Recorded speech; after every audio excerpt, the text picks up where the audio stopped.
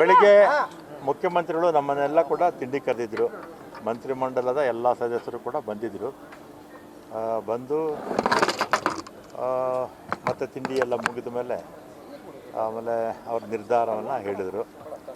High command ನಿರ್ದೇಶನದಂತೆ ರಾಜೀನಾಮೆ ಕೊಡ್ತಾಯಿದ್ದೀನಿ ಮತ್ತು ಮುಂದಕ್ಕೆ ಶಿವಕುಮಾರ್ ಅವ್ರನ್ನ ಮುಖ್ಯಮಂತ್ರಿಯಾಗಿ ಮಾಡ್ತೀವಿ ಅಂತ ಹೇಳಿದ್ರೆ ಅದಕ್ಕೂ ನನ್ನ ಒಪ್ಪಿಗೆ ಇದೆ ಅಂತ ಅವರು ಹೇಳಿದರು. ಆಮೇಲೆ ಸುಮಾರು 8 ವರ್ಷಗಳ ಕಾಲ ಅವರು ನಮ್ಮ ವಿಪಕ್ಷದ ನಾಯಕರಾಗಿದ್ದರು. 8 ವರ್ಷಗಳ ಕಾಲ ಮುಖ್ಯಮಂತ್ರಿ ಆಗಿದ್ದರು. ಸುಮಾರು 16 ವರ್ಷಗಳ ಕಾಲ ನಮ್ಮ ನಾಯಕರಾಗಿ ಕೆಲಸ ಮಾಡಿದಂಥವರು. ಮತ್ತು ಅವರು ಕೂಡ ಮುಂದಕ್ಕೆ 28ಕ್ಕೆ ಮತ್ತೆ ಚುನಾವಣೆಯಲ್ಲಿ ಕಾಂಗ್ರೆಸ್ ಪಕ್ಷ ಅಧಿಕಾರಕ್ಕೆ ಬರಬೇಕು, ಆ ದಿಕ್ಕಲ್ಲಿ ಎಲ್ಲರೂ ಒಗ್ಗಟ್ಟಾಗಿ ಕೆಲಸ ಮಾಡೋಣ ಅಂತ ಸಿದ್ದರಾಮಯ್ಯನವರು ಹೇಳಿ ಮತ್ತು ಎಲ್ರಿಗೂ ಕೂಡ ನಮ್ಮ ಸಚಿವ ಸಂಪುಟದ ಎಲ್ಲ ಸದಸ್ಯರಿಗೆ ಧನ್ಯವಾದಗಳು ಹೇಳಿದರು. ಅದೇ ರೀತಿ ಸಚಿವ ಸಂಪುಟದ ಅನೇಕ ಸದಸ್ಯರು ಅವರಿಗೆ ಧನ್ಯವಾದಗಳು ಹೇಳಿದರು.